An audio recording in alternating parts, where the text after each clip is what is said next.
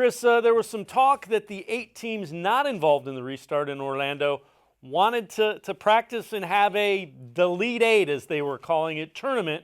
They can't make mandatory practices. How does that all stand right now?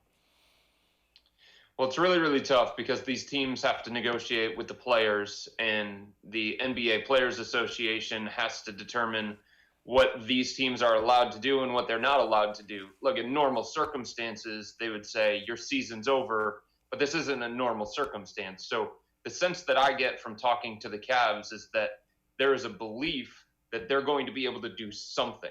It's just nobody knows what that something is. Maybe it turns out to be scrimmages against teams close to you in market. I know that the Cavs have talked with the Detroit Pistons, Chicago Bulls, New York Knicks about those kinds of things.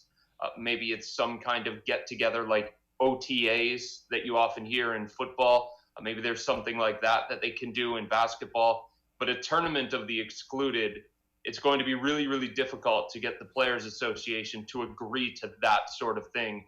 Because for some of these teams, the season is technically over, and some of these guys are technically free agents.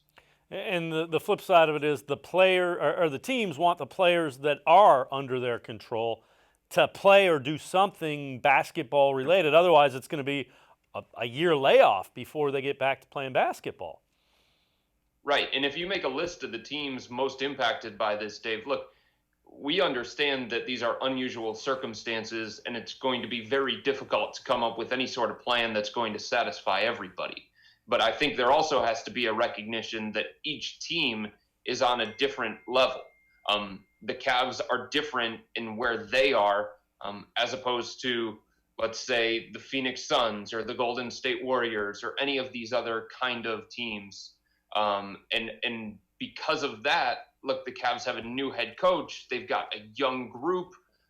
They just traded for Andre Drummond shortly before the shutdown.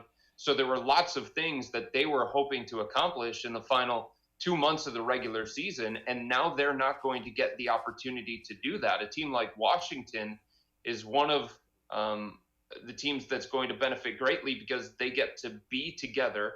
They get to go to Disney, and there could be a potential scenario draft lottery night where all of a sudden they jump in front of one of the teams that was excluded.